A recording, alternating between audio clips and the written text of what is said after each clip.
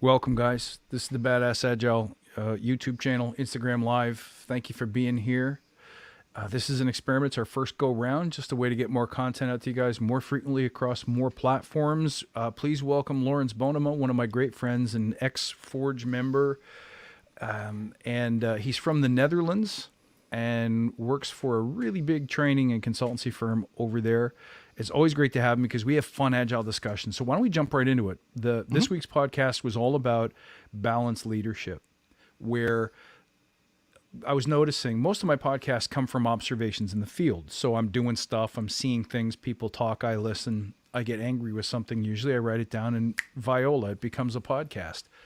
And so this week it was all about the various resources and discussions about leadership. I don't know how well you guys on Instagram can actually hear me at this point because of the fact. You know what? Let's do this. Watch. Lavalier plugged into them. Oh, that's so professional. Mikey Poo. Yeah, I'm hoping you guys can hear me. So I want to get right down to it. The idea is that we read all these things about leaders and we say leaders must do this. So here's how you need to think. Here's how you need to be. So if you already have thinking, it's probably wrong. And we want you to think differently. And then I want you to go and say this. And the worst offenders, the worst offenders are books and blog posts that will say, let's do an example. So Sally walks into Judy's office and Sally says, how are you, Judy? And Judy says, I'm great, but I've been noticing that lately at work, you seem to be really, different. Well, that's true, says Sally, because, and I'm going to get the character names mixed up. That's true because, I really have been feeling like the team is not contributing and sharing in an open and honest way. Really, Judy says, I hadn't noticed that. What are some things that you think that would make this better? Nobody talks that way. Nobody talks that way. First of all, Sally probably doesn't walk into the office and say, I see a problem with the way we're doing our business. It just doesn't happen. And then the scripts that follow, it says, well, have you considered X, Y, Z? Would you do this, that, or the other thing? The kinds of conversations that come up are so artificial and so scripted that I almost want to say, I dare you to take that script and go run it with your boss in a one-on-one in their office, or go run it with your team and see what happens. Right? Bring some Kleenex to pack your nose so that you don't bleed all over your shirt because someone is going to pop you in the beak for talking like that. In reality, leadership, I'm a huge believer, and I want your input on this, Laurens. Leadership is something that you just go do. Mm-hmm. So expect in the beginning you're going to screw it up, but it looks nothing like what the books tell you it's going to look like. Well, sometimes it does, though, because okay, so go. An unsurprising number of people actually do exactly what you just described. They go to a class, they read that book, they read that article. In my case, it's usually a Medium article, and it's particularly well written and fires me up. And then in I go, and I have that discussion almost exactly like you just scripted. And of course, it's not a literal pop in the nose, but I always go back out of those kinds of discussions feeling pretty stupid, because I know I shouldn't do that, but I get inspired and I think, oh, this is probably going to work. And I see how this could be awesome.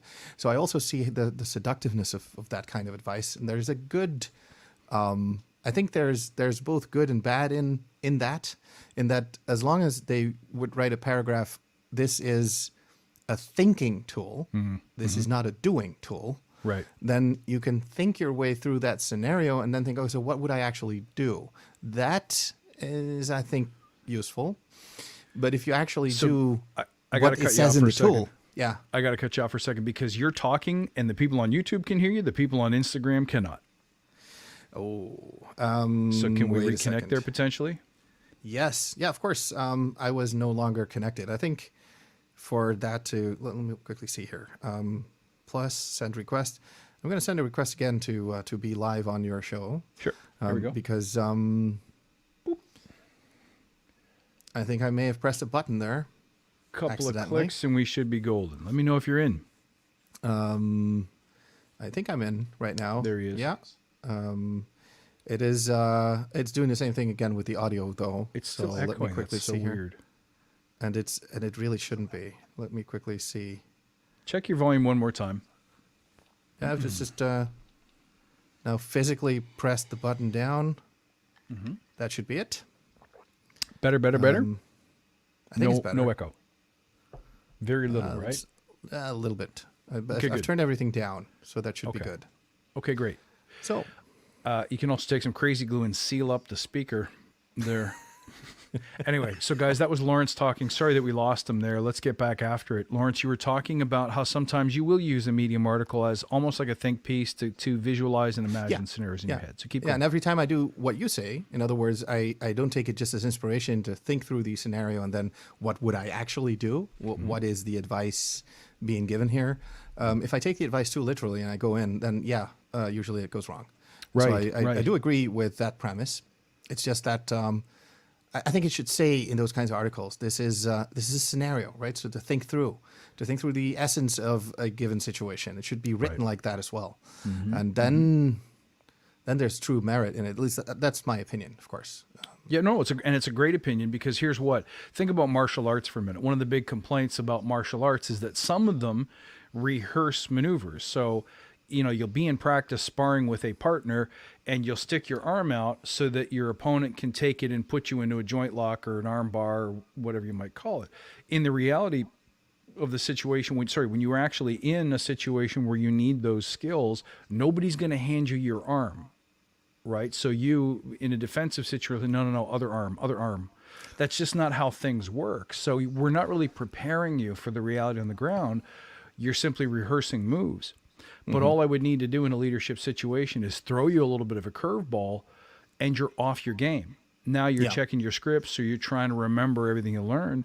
And here's the other thing, is reading those articles, even if you read it 100 times, until you practice, you're not going to build that skill set. Does that make sense? You need to have... No, that's actually what made people write those articles, right? So because usually when they're particularly well written and when they actually work, when the scenario is good, it is something that happened to someone and this worked for them.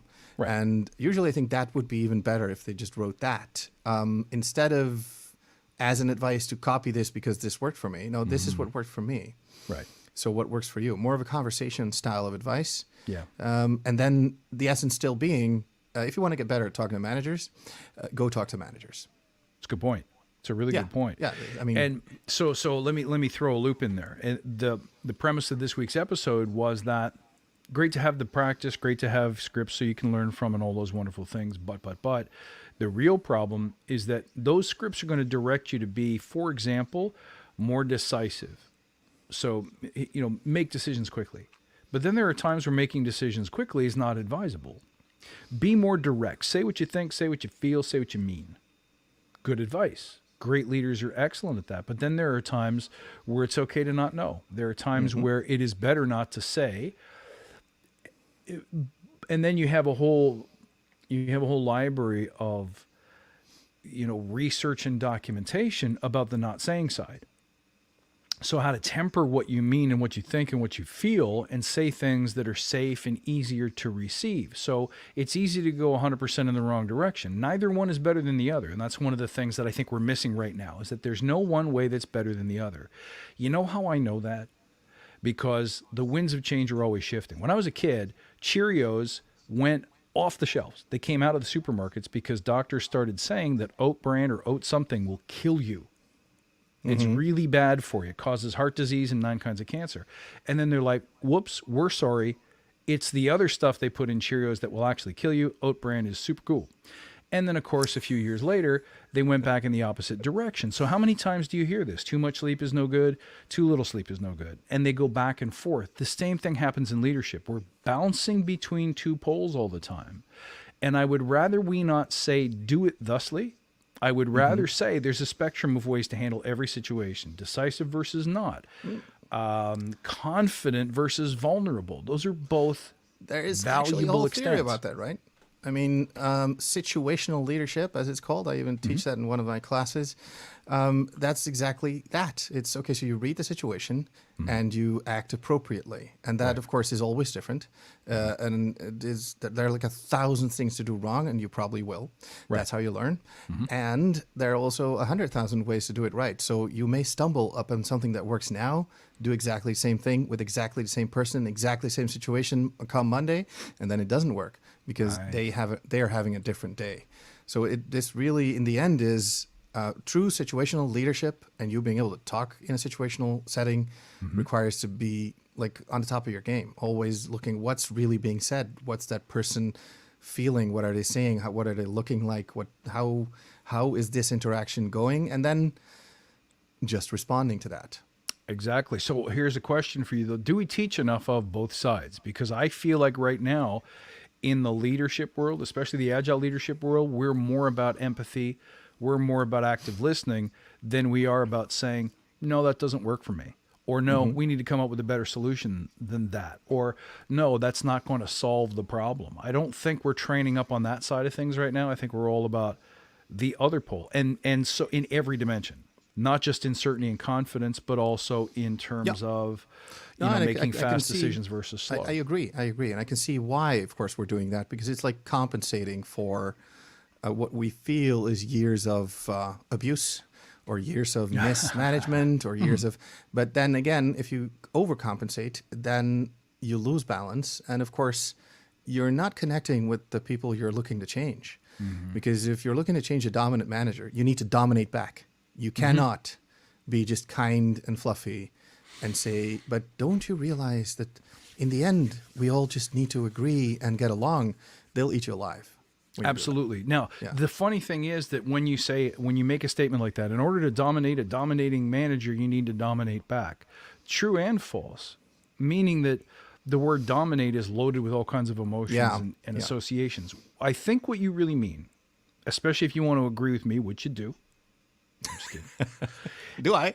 I think what you really mean is that we want to know how to match their energy in a sense, but at the same time, there are occasions where a dominant manager is dominant because they're yelling or because they're being super forceful or they're not being flexible. And sometimes the best way to capture that person's imagination in their heart is to simply move out the way.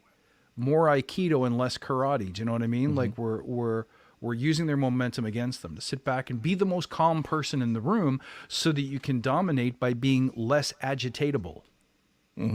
Yeah. Would you agree? Yeah, sadly, it turns out I do agree. Because that makes for bad conversation, of course. Shut this show down now there's no dynamic there. But I do agree, because I use the term dominate also because that's how I prep myself, right? It's exactly, that's the Medium article right there. So dominate back, because that's what makes me, in my mind, dominating back. But what I do in reality is that when somebody, for example, just this is an example, right? So don't take this as an instruction. But when somebody tells me, and I get told this quite often, you need to grow thicker skin. You're overly sensitive. And I am overly sensitive. Right. I just say, yeah, you're right. I'm overly sensitive. What's the problem? Right. That is how I dominate back. I just refuse to take that as negative feedback. I think it's a compliment. I think it adds something to the conversation. So instead of, what I do there is I don't respond touchy-feely about it. I don't start crying, don't start whining, don't start feeling attacked. That's new, Laurens. I just think, good. Yeah. Let me explain to you that this is actually a strength. This is not. Sure. This is not weakness. And of course, I'm not actually giving into that urge, because let me explain to you, whatever is, of course, not not the right thing to do in that situation. But when I tell myself that, I can respond by being really matter-of-factly, but but I didn't think that was an issue right now. And then we just talk about what the real issue was. And usually that gathers respect also, because it's usually a test. A remark like that is almost always a test. Can I get you off balance? And if I can, I win. Right. Like boxing or like any other martial art, right? If I can get you to lose footing, everything kind of falls like dominoes after that. But again, removing the idea of dominance, and not that dominance is a bad thing, but removing the idea of force around the word dominance. Really, what we're thinking about is also called victory. It's also called just moving the needle on stuff, and that's important because I give an example in what I call the Coach Cast, which y'all can't see unless you're in the Forge, but it's a podcast that I do just for the Forge about what I'm doing in the field. So what am I practicing today? How did I do it? And one of the things that came up in this week's Coach Cast is the idea of sometimes a leader just has to set the tone and go. Meaning, especially in large org, what I call big bank agile or big box agile, a lot of times you have a community of people who are just waiting to be told what to do next. And project management in the traditional form is really good at doing that. It offers that up. It says, well, just look at the Gantt chart because this is where we're supposed to be and this is what I said you would be working on. But in reality, that ends up not being as helpful.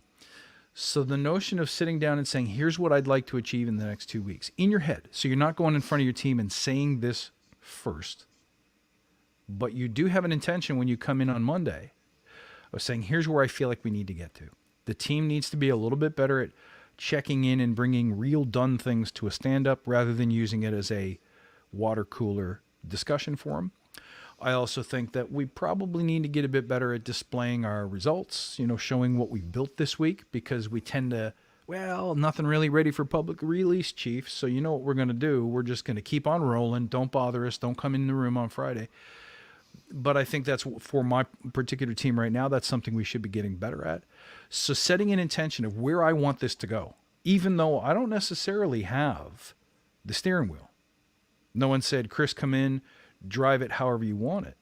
I'm there to make other people look awesome, right? So the people who are in-house and situated are the ones that need to look like rock stars. But if I don't move the needle, nobody will. So to my mind, that's a form of, again, hate to use the word dominance because it's so emotionally loaded, but you're basically dominating in the team. You're not dominating the team. You're dominating the work. You're getting after it. You're inspiring people. You're showing them where we need to go next. You're letting them feel what you want them to feel because they didn't know they wanted to feel it. And now they're off and running. Is that Marianne? Yep. Marianne, are you on Instagram? It's our resident badass. And actually, that was the word that we're looking for, right? We weren't looking about dominate anyone. Right. Just be a badass. Exactly. Exactly right. Welcome, guys, on the Instagram live stream. And it's a little shaky. We're kind of multicasting here, YouTube and Instagram at the same time. I'm getting like the kind of arm that makes you go, and for everybody on the live stream, you can see my phone passing back and forth there. I'm actually holding the phone, so therefore it's pretty much shaking. You can now on Instagram see the mess behind, and of course I'll be changing it left because holding the phone up by hand for a while starting to is wobble. Probably not the best way to go. I just dunk it in a teacup or something like that and see if she holds straight. Yeah, Anyway, anyway, I'm curious. What do you think? Some of the ways that we're messing up leadership, because you teach this stuff. You teach all the certified Agile courses, the certified SAFe courses. Where are we messing up in terms of leadership? Where are we not? Where are we not getting badass enough? Well, honestly, you pretty much nailed it with we tend to veer way too far into the other direction of leadership. I think holistic leadership has room for all kinds of behaviors. I think dominating, being a badass, being forceful, or maybe even aggressive as a leader, it all has a place. It is a palette of possible interactions. I honestly believe that's the same for human interaction as well. I think we're focusing way too much on the friendly side, on the non-confrontational part of this. Whereas to instill change, it always involves conflict, and conflict sometimes does involve some yelling, and sometimes does involve some forceful speaking, and sometimes does involve you essentially being on the darker side of your persona, and and that's good if you're willing to show that in a constructive way. So there is, I like that for example, Jocko Willink, probably you know him. He is a very forceful person in the way that he talks. He has like a default aggressive kind of way to, but he thinks all the sensitive bits as well, right? But he incorporates that into one way of working. And he likes to take action. That's also because he used to be like the top Navy SEAL, and that's sort of their thing. That is not wrong, and I think we should incorporate that into the teaching as well. Not just focus on the nonviolent way to communicate. But do both, right? So not just one. So keep that in balance essentially, because that's what's lacking. We're overcompensating for what we think was wrong, and it was because it was out of balance the other way. It was exactly right. We veer too far back and yank it out of balance again. I always like to use the word to see what reaction it causes of alpha lion, because people hate the idea that there's such a thing as an alpha, because it and I'm talking both male and female, by the way. We've met both kinds. It's that leader quality is available in everyone, but it assumes that the word beta must exist at the same time. And nobody likes being called that word. It's got such a negative social attachment to it. But the reality is that if you go look at your CEO, there are traits that they have that they've built. There are things that they do, that they practice, that put them in that seat that you don't do. And you continuing to not do them is not going to get you any closer to that office or running your own business or whatever it happens to be that you're looking for. So there is such a thing as people who are not willing to do the stuff that needs to be done to get those kind of results. And I like using that word of alpha lion because it shakes people up and it gets their fur up. But it's important to realize that there are qualities that must exist in balance at the same time in every leader. And it's all well and good to focus on everything from diversity, inclusion, safety, and all those other things, happy teams. You'll ask people, I can ask a coach right now, why are you an Agile coach? Because I like creating happy teams. I wouldn't hire you. I expect that happy teams is like table stakes. It's kind of like saying, why are you an Agile coach? To be in the office at 9 a.m. every day. That's a reason, but it's not a good reason. The good reason is, and this is something I say in one of my upcoming podcasts, don't forget, businesses exist to make money. So if you're not helping them achieve those results, pretty soon you're one of those people in the yearly State of Agile report that comes out every year that says, 60% of companies are reporting that Agile didn't really work out for them. It's not really doing anything for them. They were hoping for better, faster, cheaper. When we hear that, we put our hands on our hips and go, no, that's the wrong reason for wanting Agile. No, it isn't. Right? A company is looking for ways to deliver things to the market sooner because markets reward speed, period. They don't reward happy teams. When was the last time you bought something and looked at it and said, yeah, but are the people who made this happy? Almost never. Not No, to say they're happy. Go ahead. I keep buying stuff from Amazon all the time, and I know that those people are not happy. Right. So if I would be really consistent, I would not get something there. But it's so convenient. It is, and that's all because of the speedy delivery. Now, I do think that there's nuance there, and I like the alpha lion thing because it turns me off all the time. So I'm actually one of the persons you're talking about. But then when you were telling this, my son is heavily into biology, so he just yesterday told me, you know what happens when the alpha lion is too much of an alpha lion? The females bite his, the things that dangle. And that kind of hurts. So you can overdo it. That too is about balance, right? So you can easily overdo it. So being the alpha doesn't mean that you need to be the asshole. Actually, that will get you bitten real quick. Let's define it. What does alpha mean to you? If I say alpha in its proper terminology, what does it mean? What should it mean? Well, in the proper terminology is you're on the leader of the pack. You go first. You have a clear vision. You're dominant in the sense that you lead and you actually are not afraid to show that it's okay. And that, I think, is the good part of alpha. Agree. And of course, the negative part is where you think, if I want your opinion, I'll give it to you. And I keep interrupting you like I just did. Exactly. So if we were to properly define an alpha, to my mind, it's someone who goes after what needs to be done. Someone who does what needs to be done consistently. And that could mean sometimes I need to listen or be vulnerable, say, you know what, I don't know how to solve this problem. Sometimes it means putting your own, what I call emptying your cup. So putting your own beliefs and stories and your own internal mess aside and letting somebody else lead. To me, those are all quote unquote alpha or strength qualities. So I don't really see a division of terms. However, someone who is the inverse of that, who only focuses on, well, geez, I don't know. What do you think? You ever have that discussion with somebody, with your partner? What do you want to do for dinner? I don't know. What do you want to do? I don't know. What do you want to do? I don't know. What do you want to do? It's annoying because nothing gets done. So in that moment, someone has to take the lead, take charge, and say, you know what, I'll make the call. But it doesn't mean when somebody else makes the call, you go, that's the dumbest thing I've ever heard. We're not eating that. We're having the sushi. Yeah. So I don't define it as a person who's always bossing, yelling, barking, getting their way, but a person who has the strength to do what must be done, even the hard things like emotional vulnerability, for example. Yeah, somebody who just assertively pursues what they want. Yep. And what they know is right. Their vision for the future, so to speak. That's what they assertively pursue. That is an alpha, at least in terms of what we're talking about now. I agree. So you know what? We went on a little bit of a tear there, but the idea of everything we've spoken about today has touched on the things that this week's episode really wanted to get at, which is there's opposites in every dimension. So it doesn't matter. You're defining yourself as a leader. Should I be vocal? Should I be quiet? Should I be decisive? Should I be more pensive? Should I be present? Should I be not present? Should I be available or should I be closed? Should I be mysterious or should I be open book?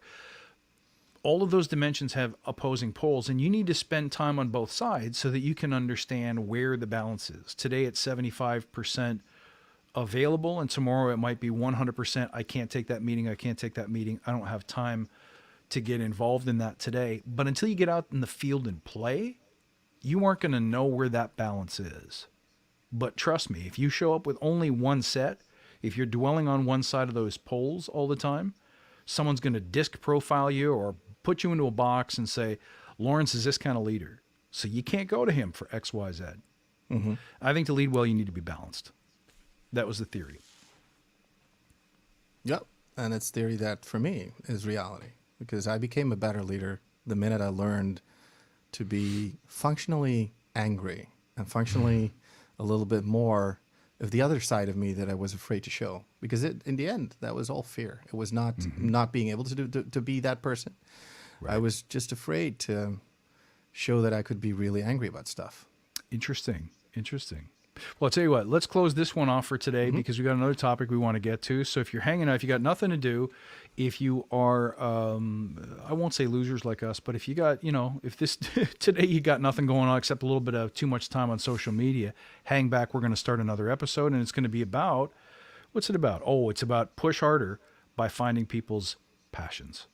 So thanks for tuning in, guys. Thank you for thanks for joining on this Badass Agile broadcast is what I wanted to say. And we'll catch you on the next one. Okay, cool. See you Instagram. We'll be right back.